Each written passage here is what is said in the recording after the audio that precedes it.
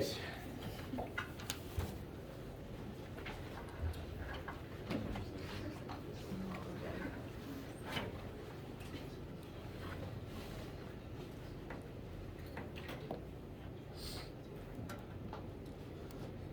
And welcome to Physics 1000. Today we're going to be going over all the information that you guys will need for the class and talking about what we're going to be doing specifically this week and in lab this week.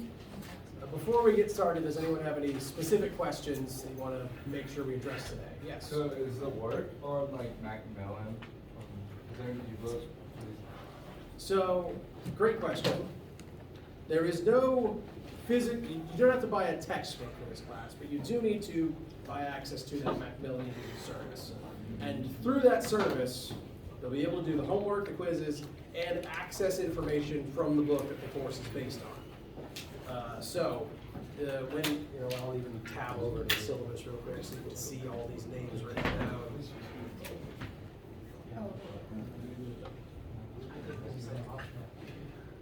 Yes, so I'm skipping ahead to a part of the syllabus real quick. Can't highlight. PDF.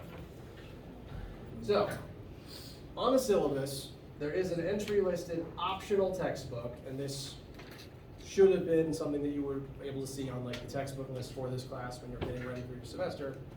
This is the book that the course is based on. Like the content from the course is based on the way it's presented in this book. Owning it is optional. You do not have to buy a copy of this book for any reason unless you like having books, unless you want to have that as a resource. If you want that resource, this is what the course is based on, but you don't need to spend money on this specifically.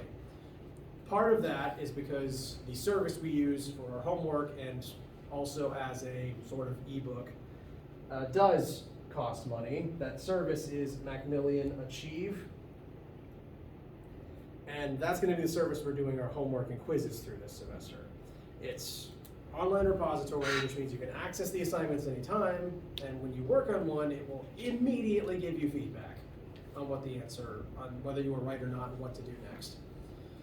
I like this approach because, one, you don't have to wait for me to grade something to hand it back to you, and two, the site does come with information from the book. If you're struggling with a question, it can link you to pages from the book related to the specific question. So I do think it is a good resource. We're going to be using it for homeworks and quizzes, which means you'll be able to access those assignments at any time and immediately get feedback on how you're doing on them. Yes? How much is it? $30. Yes? So I went to Macmillan and put like the ISBN for the book in and I couldn't find it. Now, I believe the way it works is the way I've done it in the past. Rather than through the book name, you do it through my course code. The way that, now again, I haven't signed up for it as a student in a long time. I'm managing things from the teacher side, so I have a different keyboard, I have a different task board. But we will go through this week. The main thing I want to do today is syllabus, but as the week goes on, I will make sure that everyone can access this before any assignments are even posted to it. Skipping to a different part. This here, when you create an account on the site, it should ask you for a course ID rather than a book code. This course ID should get you registered for this class's Achieve course. And it'll have my name, it'll have Physics 1000, Physics of How Things Work as its name, and you register for the class, and you should be able to immediately access the class and the content there before you even need to pay. There should be a grace period. Now, since this is a textbook-related expense, this is in lieu of a textbook, you should be able to use any money allocated for scholarships and textbooks for this. This is, in my opinion, a cheaper, more efficient option for that, and the money that you're not spending on the book, some of it should be able to go towards this. So this is a textbook expense. If you need help making sure that any funds that you have allocated for that, like your scholarships, specifically get wired to this, talk to me, we can talk to financial aid to make sure that you can use that money to get this resource, because I don't want anyone to not be able to access this as part of the class. Again, this is, I find, a more efficient and cheaper option compared to just buying a book that you'll only use once and have to carry around with you. Did I answer the questions that were originally asked? Yes, sir. Okay. And we will be taking time during class this week to go through this process. I'll show what everything you should be seeing up the board is, to make sure everyone can get in and access the course before any assignments are posted to it, before anything is due on there. But that is the service that we will be doing our homework through. Any other questions? Or we continue on today? So the best place to get it is probably through the bookstore website, just do that link, or is that only for the actual book itself? That is for the book itself. Oh, okay, but then I go would- to this other website for the, Yes. yeah, okay.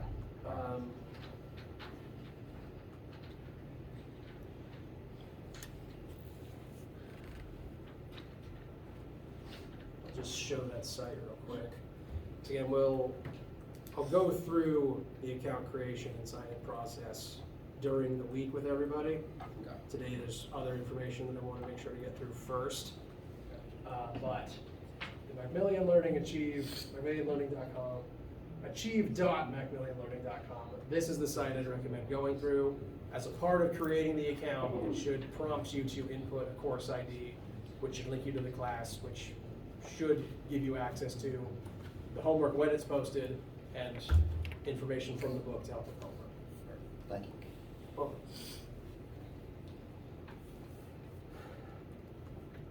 How you guys feeling for right now? All right. So, to get through the intro spiel that everyone loves for every class, welcome again. I'm losing my train of thought, which happens a lot. The trope of absent-minded physicists is correct. Welcome. Now, this is a physics class. How many of you have ever had physics before? Not the majority then. That's okay, just checking. How many of you are even interested in physics? Also not the majority. Good to see some hands though. That does warm my heart. Now, the specific, like the students that I teach here, I teach 1,000 and 1,500 for the most part. And the students that I teach tend to not be physics majors, just between the specific types of classes that I teach. And that's okay. Now, I am a physicist. I like all the stuff that we're going to be talking about. It works with the way that my brain works. You guys do not have to be physicists to pass this class. You don't even have to be scientists to pass this class. You will have to do math. If you don't like math, I promise I'll help you understand it. But the purpose of this class is not to try to turn you into, lost my train of thought again. The purpose of this class is not to try to force you into being a physicist in order to pass. The purpose of this class is to help you understand the universe that you live in. And you've been living in this universe your entire life.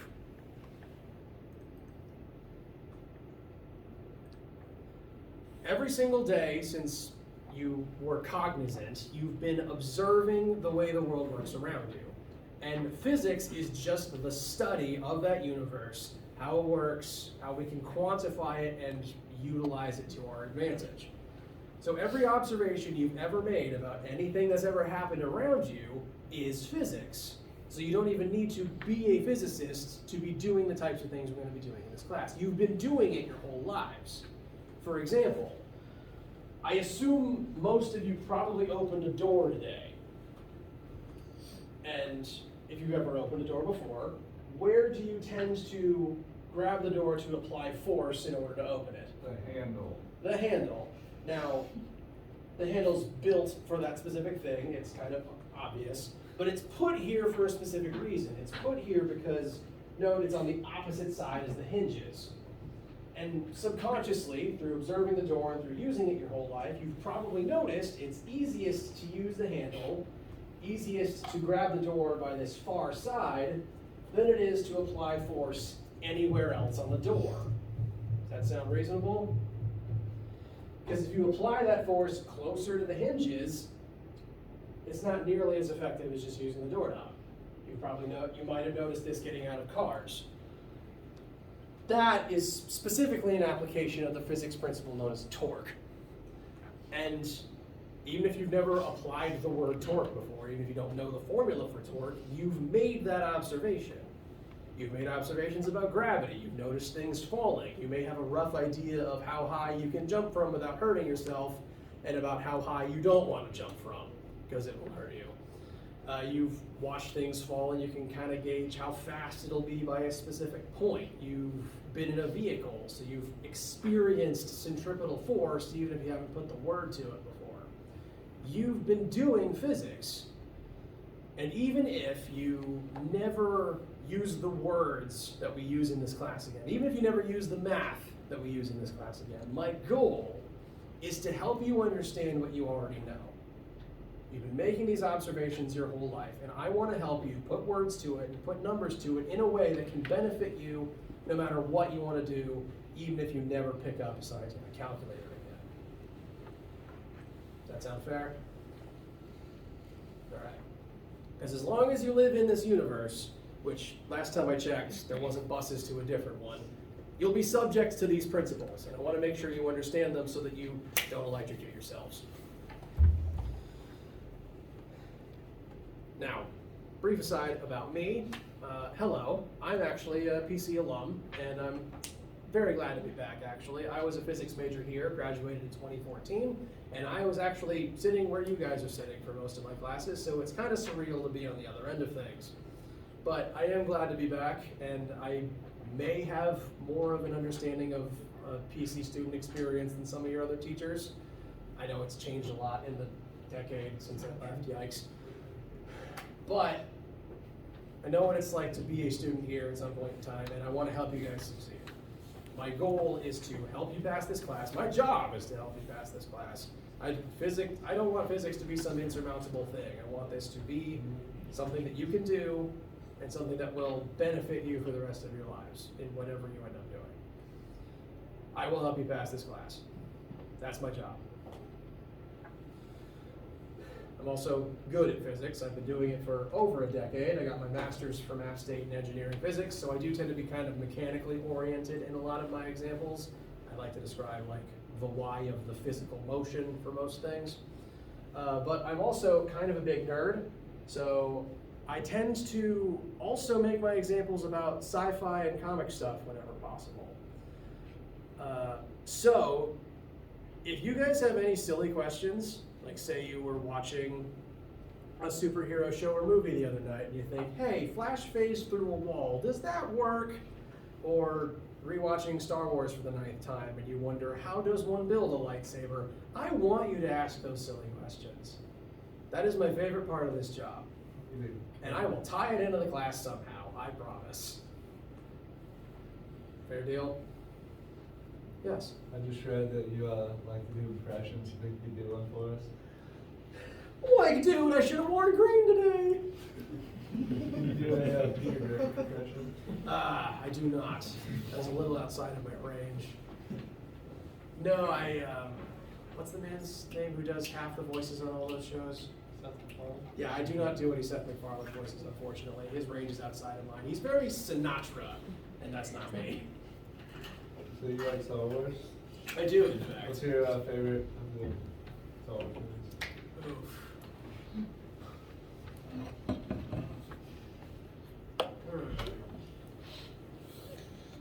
I haven't really ranked them in a while.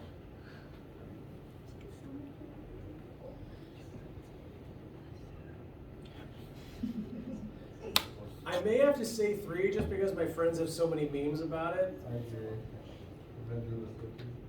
It's definitely the best of the prequel trilogy. And Grievous is in it for all of 5 minutes. Yeah. Off the top of my head, I'm gonna have to go with 3. I agree. How you guys feel so far? Feeling good. Glad to hear. I do want this to be an enjoyable experience. I know science and especially math might be a sticking point for some people, but I want this to be as enjoyable as possible. Any questions before we move on? What's a corvid? Crows, ravens, Oh. that whole family of birds. Well, they're really smart and really goofy. They can learn human speech, they can tease people, they just collect things. Like, they're just very cool animals. Like, they're up there with, I'd say they're almost up there with monkeys in terms of how smart they are.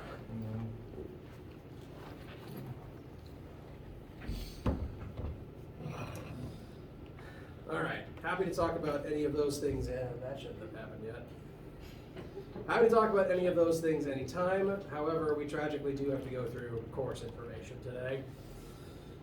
I know you'll probably be sick of the word syllabus by the end of this week, but alas, we must look at it.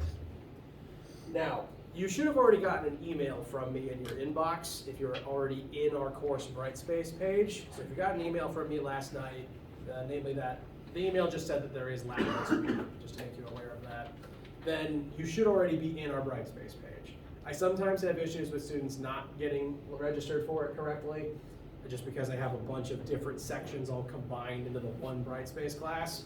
So if you didn't get that email, and if you do not see Hochbauer Physics of How Things Work Spring 23 on your Brightspace login, please let me know. I will make sure you get into the class. If you email me, I will make sure to send the email to get you added by the end of the day. This is my address. It is my first two initials followed by Hochbau, because my name got cut off when I was a student 10 years ago. I have the same email address as when I was a student. They never discontinued it. If you send me an email and you're not in the class, I will make sure you get added to it, because there's useful information here for you. On our Brightspace page, there's a tab for every chapter that we will eventually cover. The first tab, though, Introductions and Resources. If you click on the tab itself, there's an intro spiel. That's basically all the information we're going over today. Additionally, the Achieve course ID that you'll need when we get everyone signed up for that online service. We're going to turn our attention to the syllabus. It'll be here for the entire semester, so you can always come back to this particular piece of information. It'll never be hidden from you. Welcome to Phys1000. My name, my office number, my email address, and this is the link to the YouTube channel where I just upload all of the class videos. So if you miss class for any reason, or you just want to re-listen to something, you can find all the videos there. Yes? So is there like an attendance policy in this class where if you miss like more than 40 fail? There is not an attendance policy. I don't take attendance, because even if I had an attendance policy, I would forget to. And you're all adults, you have things going on, and you are in charge of how you learn best. If you've got something that would cause you to miss class, that is okay. There's no strikes. You're not going to lose any points or anything just by missing a lecture. In fact, you can pass this class and never attend a lecture if you learn well from the online resources. No attendance policy. You do not have to explain an absence to me. I do recommend coming to lecture because you can ask questions, you can read the board more visibly because cameras still get pixelated. But all the slideshows that I go through and expand on in class, all of the video lectures will be available to you online. So there's no problem missing a lecture. The main things to be concerned if you miss are labs, tests, and the final. Since homework and quizzes are online anyway, you can't miss those by missing a lecture. Main thing are if you miss a lab or any of the tests. The tests are in person? Tests are in person. I'll talk about how those will work later. And you can make it up outside of the standard test time. I'll talk about that in a minute as well. Those are the things to be concerned if you miss. There are ways to make them up, but missing a normal lecture, not a problem. I've had in the past a lot of students like rush to email me at 10:30 in the morning. I overslept or I'm sick. I'm going to be 10 minutes late. Is that okay? It's fine, I promise.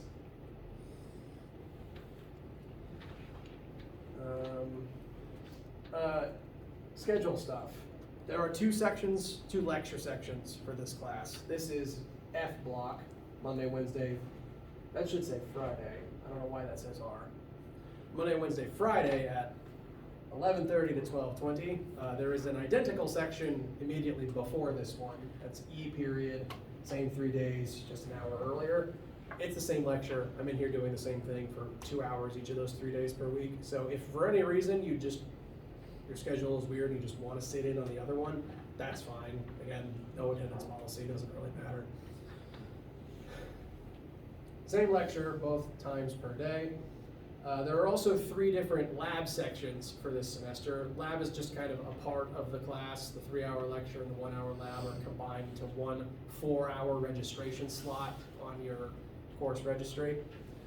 And on your registry, it might have some combination of letters like FV or FX. That first letter, E or F, is just which of the 2 lectures you're signed up for. If you're in here, it probably says F.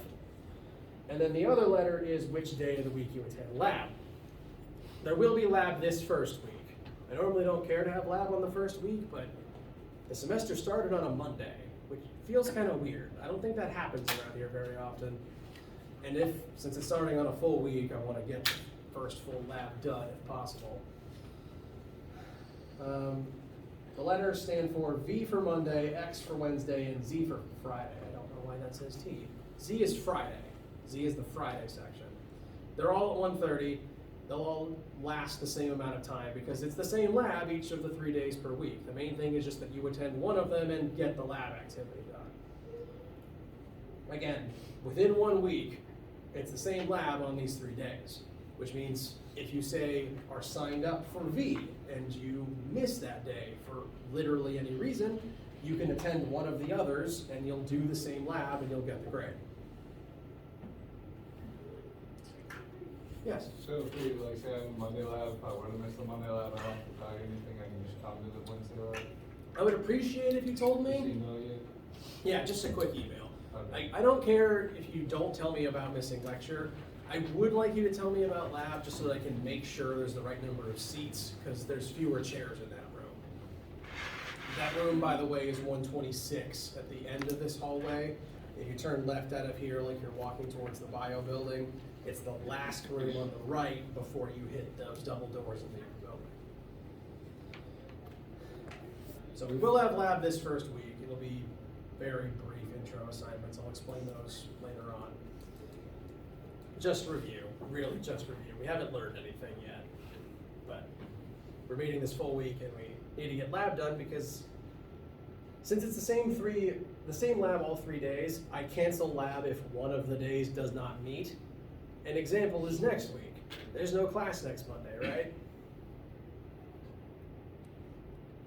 Since there's no class next Monday, I don't have any lab next week because I don't want one section getting ahead of the other. Like every section is supposed to do the same lab in 1 week. So the general rule is we will have lab unless one of these 3 days doesn't meet for any reason. Next week is an example. I find that Mondays and Fridays get cut off for most. I will make sure you know ahead of time definitively lab this week, not lab this week. But the general pattern will be there's lab unless one of these 3 days is cut off for some reason. Excuse me. And again, you can attend a different one if you miss something. I would like to know just to keep the head counts consistent, but to make sure I know the head counts. If you miss a lab and can't attend one of the other times in that week, say you just miss a whole week for some reason, that's fine. I just want to know about it. We can find you a different time to make up the assignment. Maybe I can rewrite it so you can do it remotely. Or alternatively, at the end of the semester, I give a makeup lab activity where, if you missed one, you can do this extra assignment to fill in the blank grade.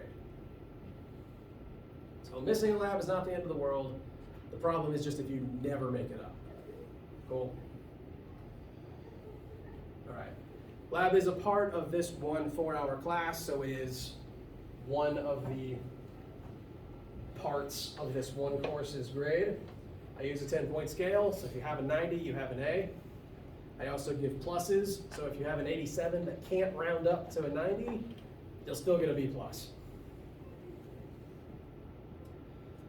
The denomination of the different categories are listed here. Labs are 20%, homeworks are 10%, quizzes are 5%. tests as a whole are 40%. There's 2 tests, so each one is 20%. And the one final exam is 25%. This is denominated in such a specific way so that no one assignment ever makes or breaks your grade in this class. Say, hypothetically, you just had a really bad day and bombed one test, you can still get a B in the class with the way this is graded, with the way this is weighted. This has been very specifically tuned so that one score will never kill your grade in here.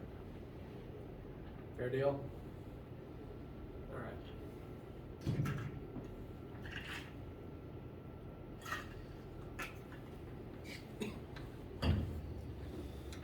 We already talked about the Macmillan Achieve service. Again, on a later lecture this week, we will go through a sample login process to make sure everyone understands what that entails. No assignments are there, so there's no rush for the time being. We will cover that during this week, I promise. Syllabus also has the list of topics that we're going to cover. There's going to be a pretty wide range of different things because I want to make sure to cover all of the possible things that could impact your life in this one semester, in case I never teach you another physics class again. We're going to start with basic forces in motion, the kind of stuff that you see on a daily basis, that you kind of think about when you think of a physical science class, just motion and the force that causes motion. The second section of things will be about energy and momentum, sort of the more invisible parts of motion. And then by the end of the semester, we'll move on to slightly more esoteric things like heat and electricity. I have listed these in, I believe, the order of increasing difficulty. So we're going to start with the more foundational stuff that we'll utilize throughout the more difficult stuff. Questions so far? All right. Again, I don't count you off if you miss class, if you miss a lecture. I do encourage you to come to lecture so you can ask questions. Asking questions is a very big part of the class. I'm going to stop every 5 minutes probably to ask if anyone has any. I know I've done it a few times today already. Namely because if you are confused about something, I want to know about it. Because if you're confused, one, it means that everything you learn after that point will be harder if you never resolve that confusion, because we're going to be building up on previous topics a lot throughout this entire class. We're starting here with the basics of algebra, then motion, then the force that causes motion, then all the things that force does. It's, again, an ascending tower that builds on the last stuff. So if you never resolve that piece of confusion, it's going to make things worse for you. If you're confused, it also means that I didn't explain things in a good way, and I want to know that so I can explain it in a better way for you. Because if you're confused, someone else is also probably confused and may also need to hear the information in a different way. You guys asking questions is a part of the class. It's part of how I allot my time for my lectures. If you have any question at all, if something I just said is confusing or an example is not working for you, I want you to interrupt me with your questions. It will not throw me off. It's part of the class. Please do it. I get on this point a lot because I find a lot of students just don't, for any combination of valid reasons. And if you don't feel comfortable asking questions during class, I want you to ask me outside of class. You can come to my office or even just email me. I accept so many questions via email. If that's convenient for you, please do it. I know that some professors don't check their inbox very quickly, but all of my emails route to my phone, and I check my phone every time it goes off. So if you send me a question via email, I will get you an answer as quick as I can, I promise. Please ask your questions. Yes? Okay, so like, for the grade for this class, the lab and this class is one grade together, but you said? The lab is part of the 1 4-hour course grid. Okay, so there will just be one grade, like, so we have the 4 credit hours? Correct. Okay. 1 grade for 4 credit hours.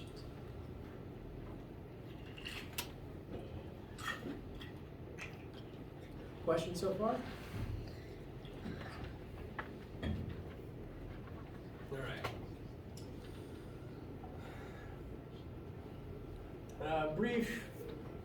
Brief sections about the different grade denominations. Homeworks and quizzes will both be on Achieve. They'll be online. You can access them at any time. The homework is basically free practice. It's only graded to get you to do it. In class, we're going to go over examples, go over notes, I'm going to talk about concepts, talk about formulas, show you how to apply those formulas to the various things that we're talking about, show you how to do the math problems with those formulas, and the homework is just you guys practicing that. Because if you don't practice it before the test, then bad things tend to happen. It's just practice. Very low stakes practice. There's gonna be about 10 chapters and one homework per chapter, and homework as a whole is 10% of your grade. So each homework assignment is like 1% of your grade. It's only graded in the first place to get you to do the practice. Additionally, we'll go through about a chapter a week, so there'll be about one homework assignment every week. And that homework assignment is just practicing the stuff we learned that week. I lost my next point. Where'd it go? Since it's just practice, you can keep trying it an infinite number of times until you get it right. The whole point of the online homework is you get your grade back immediately, and then you can use that knowledge to fix it and get a better score. It is practice, and you can keep practicing on it until you get it, and you get the grade you want, and it makes sense. Fair deal? Now, since we cover about one chapter a week, I tend to make a week's homework due the next Monday, and specifically the next Monday at midnight, so that you can ask your questions about it in class that day, and then use that information to finish it up that night. And if we need another day to talk about it, I'll push it to like midnight on Wednesday if I need to. I will only ever push assignments back. I will never make anything due sooner than it was originally advertised. Homework, free practice, keep trying it till you get that 100. There's no penalty. Quizzes will be very similar. I'm skipping ahead a little. They're worth 5% of your grade. So it's even less points because this is supposed to be like taking what you've practiced in the homework and applying it in a slightly simulated test environment. Quizzes are basically homeworks, but fewer questions, and there's a timer. You start the quiz, an hour timer starts, and it's designed to only take you about 20 minutes, but I'm giving you an hour because you might have to go to the bathroom or get a snack or something. The point is, can you do these questions without anyone else's help in that allotted time frame, and then you see your score. And if you didn't do it as well as you wanted to, you can retry it as well. It's just a slightly simulated test environment, still super low stakes. Just encouraging the practice. As long as you keep trying on the quiz and keep trying on the homework, you can get the 100s on them, and that's just 15% of your score automatically filled in for this whole class. Cool? All right. The labs, again, we'll have about one lab every week. All you have to do is make sure you attend at least one of the time slots to make sure you do the lab. They are group work. You'll work in teams of about 2 to 3. That one team will work on one lab report. The one exception will be this week's lab. Everyone will do their own document today just because it's practice, and the whole point of I want to make sure everyone actually writes out the practice. Labs are 20% of your grade. Is where we're going to be applying the stuff we learned in the previous week to an actual experimental setting. And the way that I grade labs is, you'll work on 1 or 2 questions. Your group will call me over. I'll check over what you've been doing, make sure that everything makes sense, make sure you're on the right track. If you've made a mistake, I will inform you of that mistake, because I don't want that mistake to ruin the rest of your lab. And you'll fix it, you'll call me back later, and I'll check things off as you're going. So by the end of lab, if you've done everything right, you followed all my feedback, you'll have everything checked off, and you'll have your A. As long as you follow all my feedback. That way you already have your grade, you don't have to wait to get it back, and I already have it graded, so they're not just sitting in a pile in my office. So again, work together with your team, excuse me, follow my feedback, and I'll be going through all the information you need during lab, explaining every principle you'll need, explaining the formulas, explaining what the experiment is and what to do in each step. As long as you follow along and listen to all of my feedback, You'll get your good grade by the end of the lab, and then you just go on your merry way. The lab slot does last 3 hours, but most of my students finish by about 2. That's usually the first question I get asked. Questions so far? All right. Tests and the one final exam are the real sort of meat and potatoes of applying all of your knowledge.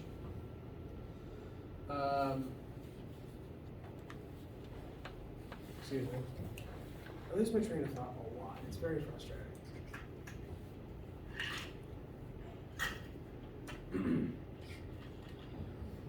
I write the tests myself, specifically to make sure that the questions that are on the test match the stuff you've been doing in the homework and the stuff you've been doing in lab.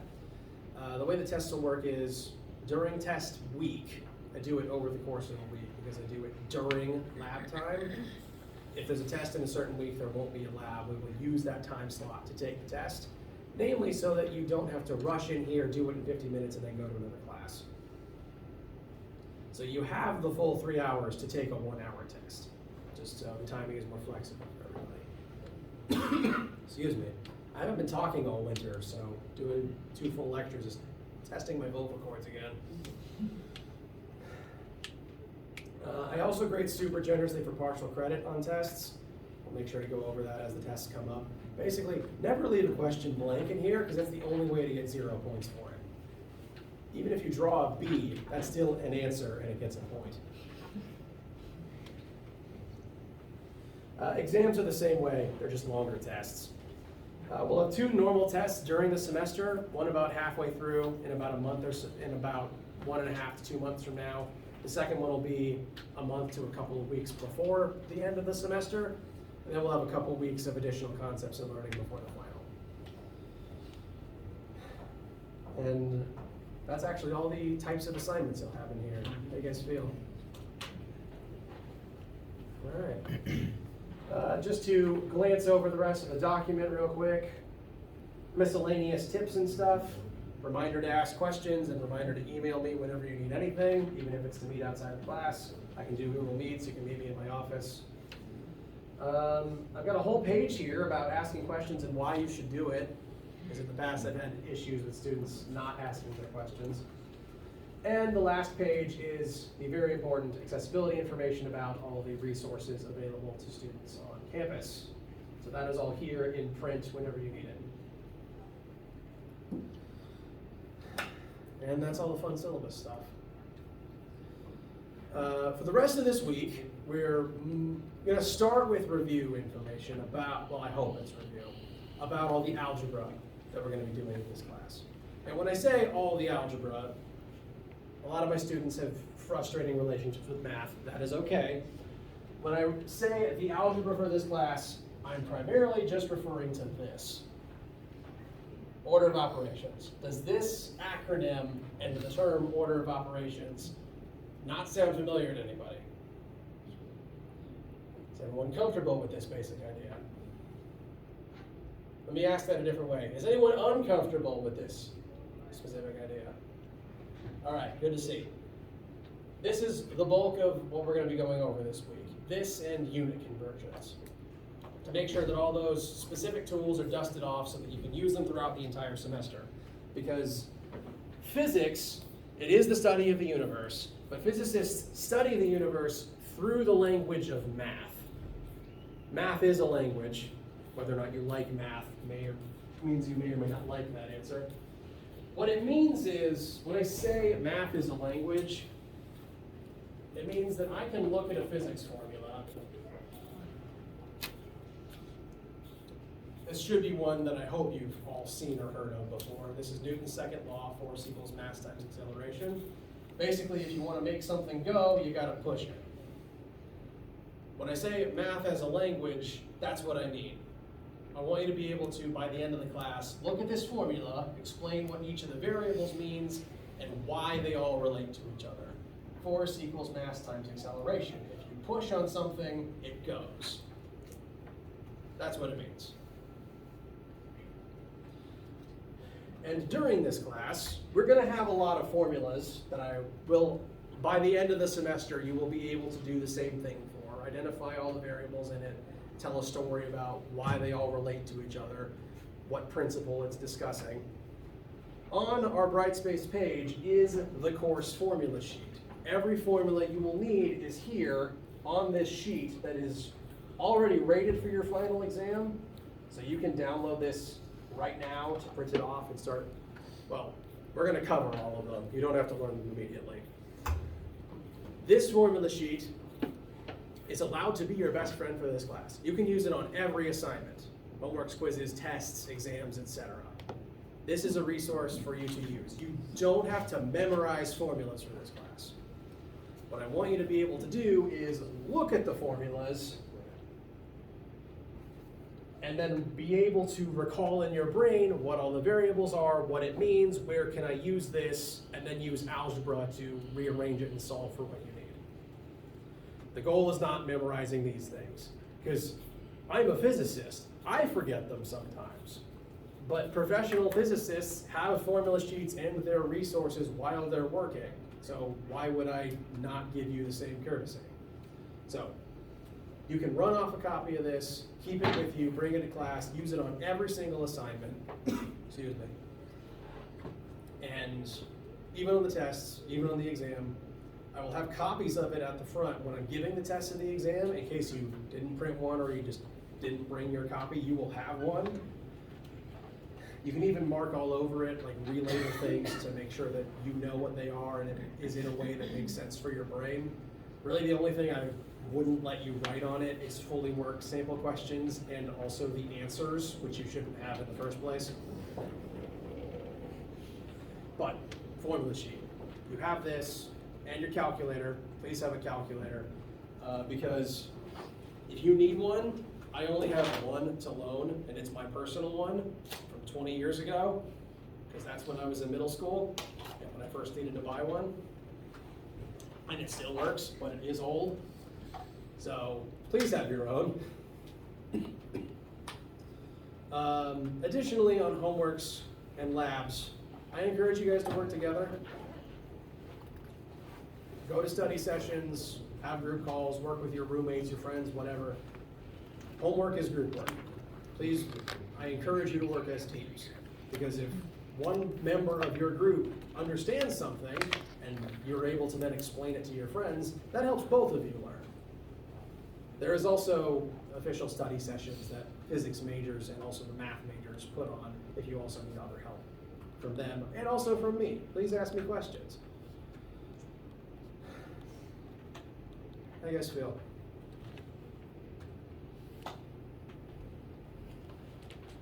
All right. I rambled a lot, and this has been a very big just info dump about course information today. We're nearing the end for today. I do want to briefly touch on what we're doing in lab this week, just so that you know it ahead of time, because some of you have lab today. We haven't learned anything yet, so I'm not expecting you to start doing physics. Don't worry. Lab this week will consist of two very small things. The first, where did I put it?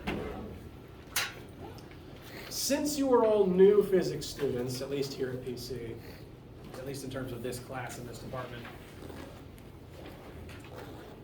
at least in terms of me, what we like to do is we give a non-graded, non-math-based, concept-only 30-minute, 30-question Scantron assessment at the start of the semester for incoming physics students, so that this can tell us what you guys know before you start the class. How familiar are you with these concepts before you start the class, so that the department has the data about what incoming students know and don't know and what we need to focus on. Like if this particular group doesn't understand force very well, I want to make sure to take time to focus on force. So the first thing we're doing in lab is this very brief, no math required, no calculator, concept only multiple choice assessment.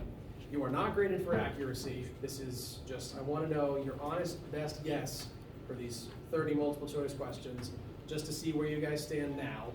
And at the end of the semester, we're going to do the same thing so the department can see how you guys learned and what things the department needs to focus on. That's the first thing. The second thing is going to be an algebra review assignment. And when I say that, we're all gonna be doing it together. I'm gonna go through each question on the board, look over everyone's work, make sure that things are making sense to you guys, make sure that you are dusting off these specific skills that we'll be using in the math for this class. And like everyone will have their own copy, whereas in normal labs, your group will all do one lab report. You'll all have your own copy for this week so that you're doing the practice with your own hand. But work with your table mates, I'll come around and look over things and give tips. It's just practice of the math stuff. As the week goes on, we'll continue practicing algebra, talk about unit conversions, and then start eventually getting into our first formulas and our first things we're measuring. How do you guys feel? Feel good. You seem like a good teacher. Well, that makes me feel really good. I'm glad to hear that. There's one very last thing before we go, because it does come up on the review assignment. I want to make sure you've seen it and can access it in Brightspace. Scientific method. We're going to talk about it in the review lab this week, but I want to make sure to get it in front of you to dust this off as well. This is the order of steps that one must partake in order to do science. Physics is a science. I would argue it's the science, but I'm biased because I like physics. In order to do any form of science, so in order to follow the steps of physics that we're going to use this semester, we have to use this specific list of steps. We're going to review these in lab, but to go over them very briefly, to do science, first you have to observe something and ask a question. Why did apple fall on head? Then you do research to see if there's already an explanation for that. People are very good at that these days because we have search engines in our pockets. But if you cannot find an answer, you then have to try to come up with one on your own. That's your hypothesis. Try to explain why the thing happened. The apple fell out of the tree because it's scared of birds. It's not a good explanation, but it's an explanation. Then you do an experiment, collect your data, see if it validates your hypothesis or not. We're going to be doing a lot of that part in lab. I want to focus on this a little bit here at the beginning, and we'll talk about it again in lab this week. Because science is complicated in that the data is the only real part of it. We have data, we know data, we measure data, the data is real. You can tell me how long something is by holding a meter stick up to it. The rest of it is made up by humans. You probably heard the laws of physics before, right? Like, the laws of physics are this immutable truth of the universe that everything has to obey. Except that's not true, because laws are theories that have been unchallenged, and theories are just unchallenged hypotheses, which means they started as an idea in someone's head, in a human's head, and humans make a lot of mistakes. So in this class, we're going to focus on how we use the formulas and the data to figure out what is true in the universe, and then everything else is our best guess about what we use that information to do science. How do you guys fit? I asked that one 3 times in a row already. It's okay. Like I said, we'll talk about that in lab later this week. Let me know whatever you guys need, whatever questions you guys have before next lecture or possibly before lab this afternoon. And have a great day. Welcome back to campus.